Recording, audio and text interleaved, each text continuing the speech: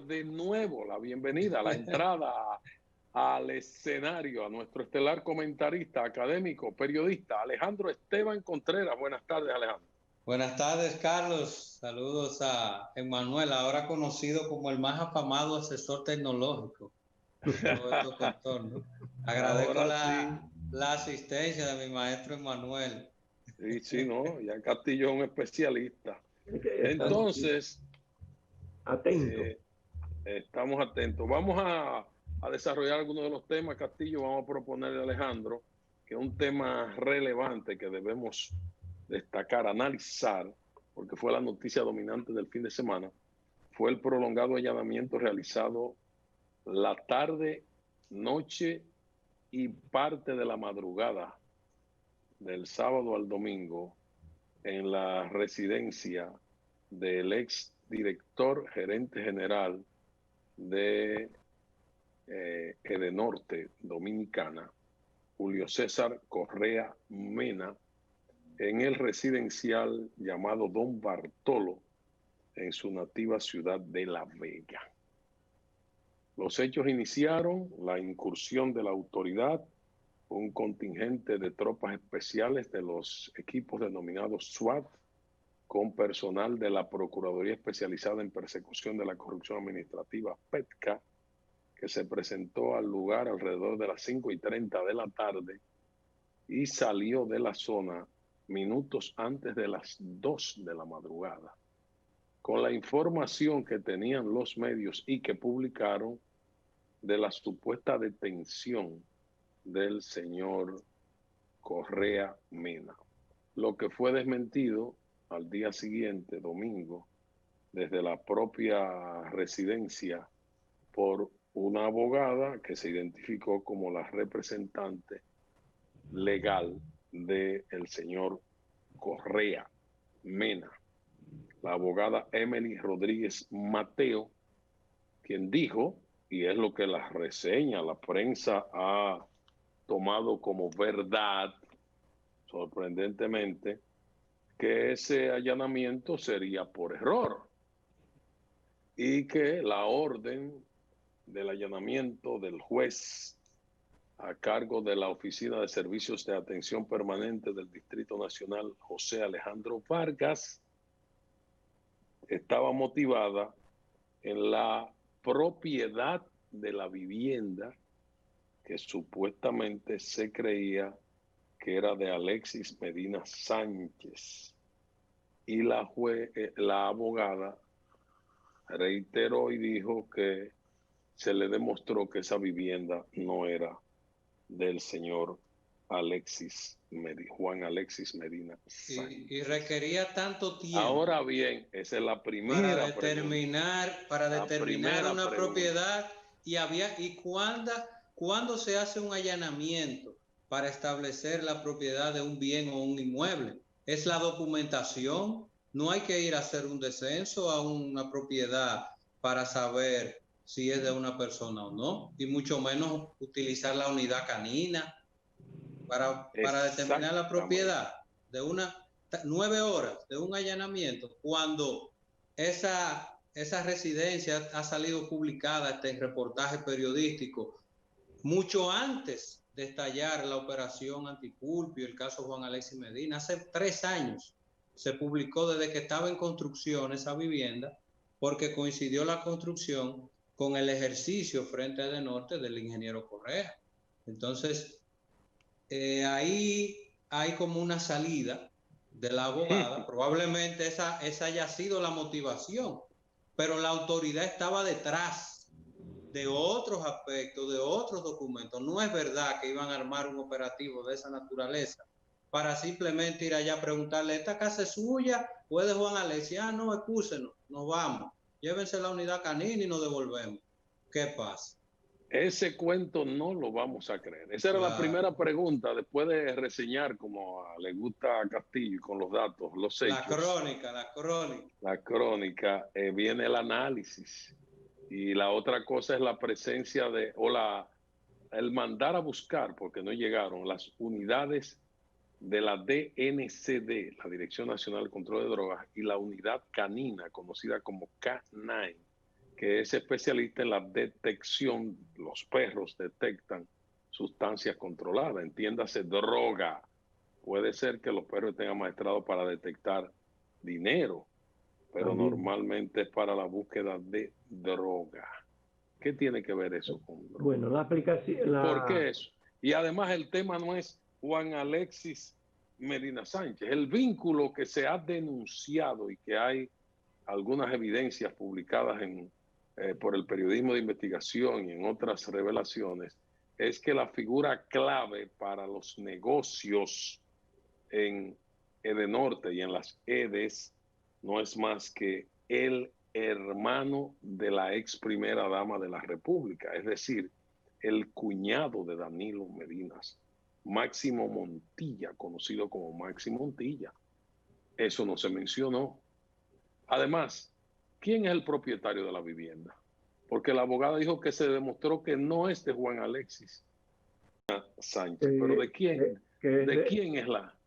Se admite que es de Correa. Entonces, ¿cómo Correa justifica esa vivienda que, como bien ha dicho Alejandro, fue publicada en la revista Artexto, la número 15 de 2015, con un reportaje amplísimo de todas sus dependencias, que está levantada en un área de más de 2.000 metros cuadrados y que tiene un costo estimado de alrededor de 50 millones de pesos, sin incluir todo lo que tiene que ver con el mobiliario y paisajismo, porque eso es una mansión. Son 2 niveles de vivienda, pero eso tiene piscina, una cochera detrás y una residencia suntuosa de lujo. Sí, está publicada en una revista como especial de arquitectura. Un modelo de arquitectura, de diseño, de vivienda. Bueno, yo creo, Carlos, independientemente de esos detalles que se pueden cuestionar y que pueden poner a sospechar de errores en el procedimiento para esa investigación. Sí, de todas maneras, la actividad revela una voluntad por parte del Ministerio Público, de ese departamento de persecución judicial, revela una voluntad para llevar a cabo los procesos de investigación contra la corrupción. Porque mucha gente pone en duda que ese proceso concluya con resultados positivos desde el punto de vista de fortalecer el Estado de Derecho, de fortalecer la institucionalidad democrática fundamentada en la legitimidad de la ley, o que da la ley. Pero yo creo que mientras esos hechos se están produciendo, significa que hay una voluntad renovada o nueva en el Ministerio Público por perseguir los hechos de corrupción. Esta voluntad está ocurriendo aparentemente con independencia del Poder Ejecutivo, porque una de las condiciones que definió el Poder Ejecutivo al nombrar las cabezas del Ministerio Público fue el establecer una relación de independencia entre el Ministerio y el Ejecutivo y la Presidencia. Eso va en esa línea. ¿A dónde llegará ese proceso? Se espera, mucha gente de la sociedad espera que se lleguen a establecer los juicios y las pruebas debidas para que haya sanciones, haya un régimen de consecuencia en contra de un grave problema del que adolece la República Dominicana por mucho tiempo, pero que se acentuó y se agravó en las últimas décadas, que es el problema de la corrupción administrativa. De modo que eso, por lo menos, en el entender de los enfoques sociológicos que se puedan hacer, está revelando una nueva voluntad en términos a la persecución de la corrupción. Y que yo creo que merece el aplauso de la ciudadanía, al menos de la que aspira a un régimen democrático en el país.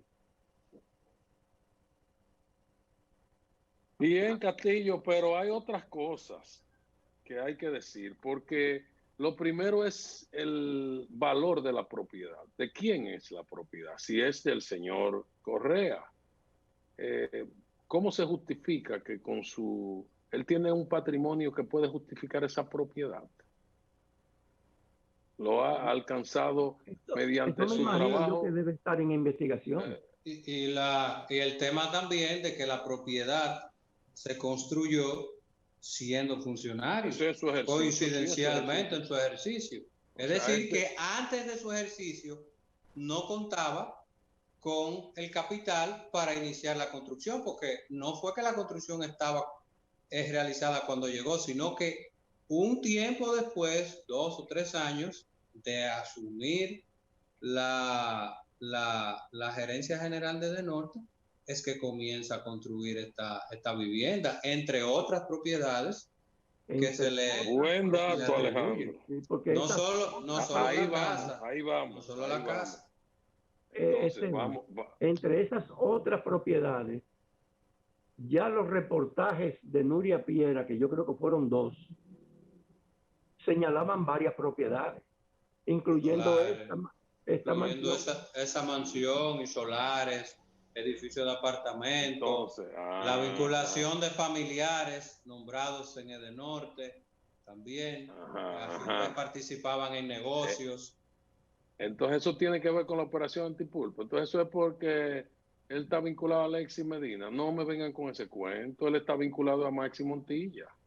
Y hay además, no pudo y hay viajar una a Miami. querella, y hay una querella depositada por una organización que habla de 6.000 millones de pesos malversados que se le atribuyen, que acusa al señor Correa en su administración. Pero además de eso, Pero espérate, Carlos, ¿quién acusa a quién? Una organización de la sociedad civil de justicia, que se denomina Sed de Justicia presentó un recurso en la Procuraduría Especializada de Persecución de la Corrupción por supuesta malversación de miles de millones de pesos en ¿De la parte de gestión. Correa o de parte Sí, de Correa, en su gestión, o sea, directamente contra él. Y el nuevo director, gerente general de Norte, el que lo sucedió, denunció una mafia con la contratación en los alquileres de vehículos y la desaparición de vehículos de la empresa o el uso particular que no los recibió. En fin, entonces hay demasiado tela por donde o sea cortar, que no es la simpleza de no me venga con el que tema si esta casa es de un Alexis título de Medina, propiedad, no, eso se resuelve. En el registro de títulos es una información pública y es una información a la mano de las autoridades. Pero claro. O sea, cuando el Ministerio Público está realizando una investigación de esa magnitud, ya tiene en sus manos la certificación. Debe tenerla de quién es el propietario de esa vivienda. Impuestos y las declaraciones, el tema de impuestos internos. Sí, si pagaron impuestos a la vivienda suntuosa, por ejemplo. Eso, o sea, vivienda suntuosa no, ya se llama el IPI, el impuesto a la propiedad inmobiliaria. De ayuntamiento. Sí, bueno, o sea, una serie de cuestiones. Sí. Entonces, pero hay otros asuntos en los mentideros, en La Vega, que se conocen todos, que atribuyen que este señor tiene una riqueza que es extraordinaria, que no se corresponde con su labor. Exorbitante. Y que tiene propiedades, no solo es en La Vega, sino en otros puntos del país y fuera del país, específicamente en el estado de la Florida, en Estados Unidos. Y que hay una vinculación con personas que trabajaron para él en calidad de funcionarios que son parientes políticos de su esposa, que no llevan su apellido por ningún lado. Se habla de los apellidos Santana Santos, como un funcionario suplidor de Norte. Perdón, espera, no, de un fallecido, un supuesto suplidor del sector eléctrico que el cadáver fue encontrado en Bonao el pasado jueves, que fue secuestrado en el este en diciembre. Hay supuestamente vínculos Y en cuanto a la señora esposa, hay unos vínculos con un aparentemente hermano o hermanastro que fue funcionario de Edenorte, responsable del área de transportación, vehículos, etcétera, y que sería testaferro. Pero además, en los mentideros de la electricidad se señala un modus operandi con los proyectos de electrificación de urbanizaciones y sectores. A mí me interesaría saber, y quería buscar respuesta de cuándo se hizo esa urbanización, la Don Bartolo residencial. Que luce Carlos reciente por las imágenes, porque hay todavía muchos solares que no están construidos ni urbanizados. Pero ¿cuántas construcciones de urbanizaciones hay similares? Y de acuerdo a confidencia que recibí, hay un modus operandi de los contratos para la electrificación y una suerte de intercambio con los constructores o proyectistas o desarrolladores urbanos para obtener solares. O sea que el negocio está con los bienes raíces. Entonces, ¿cómo tú lo pruebas? Es una operación muy elegante, de alta concentración mafiosa y delictiva. Entonces recibe un bien privado, mediante un contrato privado, como beneficio marginal de un permiso o de un contrato público que usted debe ejecutar como empresa. ¿Me están entendiendo? Más o menos. Eso es lo que es secreto a voces en esos mentideros del sector eléctrico. Sí, que la autoridad... ¿Tú me estás entendiendo, sabe. Castillo? La autoridad lo sabe. Estoy tratando de entender. Entonces, es en el sector inmobiliario que hay que buscarle sus propiedades y hay que buscar los testaferros. Yo lo que entiendo que... Y en ese mismo sector, incluyendo la casa de enfrente, otra vivienda lujosa, que tiene un supuesto propietario y que podría ser de la misma persona. La casa contigua, la única que se ve ahí. A las dudas que tú estás planteando, es que ese allanamiento fue un cuento. O lo que se ha dicho del allanamiento es un cuento. Hecho. Exactamente. Eso es lo que todas estas circunstancias se podrían dar lugar a interpretarlo como un ardid de parte de las propias autoridades del Ministerio Público, porque detrás entonces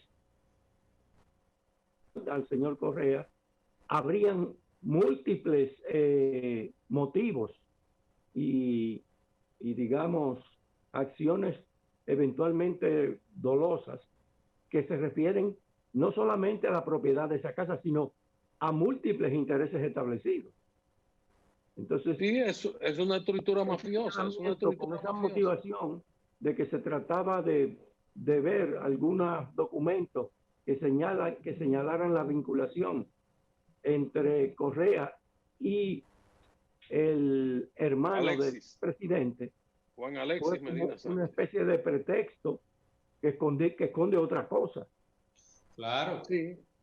El mismo hecho de querer simplificar y que se ha querido a través de los medios de comunicación, sorprendentemente, que no encontraron nada, que no había nada, que simplemente era determinar si la propiedad era de Juan Alexis Medina o no. Ven acá, uno conociendo el perfil de quienes están en el Ministerio Público, veteranos, experimentados, iban a hacer un allanamiento de 9 horas para determinar si esa propiedad es de Juan Alexis Medina o no. Para encontrar en el allanamiento el título de propiedad. Por favor, ya todas las propiedades, hay una investigación de varios meses en curso. El señor Correa, y eso se publicó, le impidieron supuestamente viajar a la ciudad de Miami con su familia, y eso no lo desmintieron, ni él, ni sus relacionados, ni su representante legal, y esa información circuló en las redes sociales y en algunos medios se estuvo comentando. Y entonces, el otro tema, perdón, Alejandro, sí. el otro tema es que queda pendiente por definirse, qué fue a hacer un hombre que penetró a la vivienda, parte de los funcionarios, de los que estaban haciendo el operativo, con una mandaria. ¿Va a buscar el título? No, busca el título, porque el título eso fue parte de lo que vieron los reporteros. El título, ese título de propiedad estaba tan escondido. Parece tan escondido que hubo que llevar a perros de la DNCD, una mandaria y durar 9 horas, porque eso es como una fórmula secreta, la fórmula de la Coca-Cola y ese título de propiedad tan escondido en el mismo lugar. O sea que a veces hay que no se puede intentar, ¿no?, de quererse burlar de la inteligencia de los demás. Aunque haya estado en esa solicitud ese pretexto, como ha señalado Emmanuel, el interés era macro, era mayor, y Carlos está dando aquí unas revelaciones de muchos datos que se manejan en La Vega, en los círculos vinculados al negocio eléctrico, y que probablemente la Procuraduría General de la República y la autoridad tiene conocimiento y los tiene. Y sabe. Entonces, ¿cómo le estamos dando la versión oficial ahora es la versión de la abogada? Exacto. Y hay algunos medios sospechosamente que la han asumido y la han publicado. No, eso es lo que se ha destacado, eso es. Y no se le ha preguntado a la Procuraduría ni al Ministerio Público. La Procuraduría ha sido parca, ha dicho que, y tiene razón desde el punto de vista procedimental, que tenga una fase investigativa, que esos datos no son públicos, etcétera, y que todos son parte de otras investigaciones, pero no ha ido al meollo de la cuestión. Esperemos.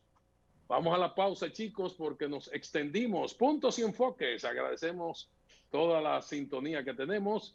Es un ejercicio de periodismo con responsabilidad.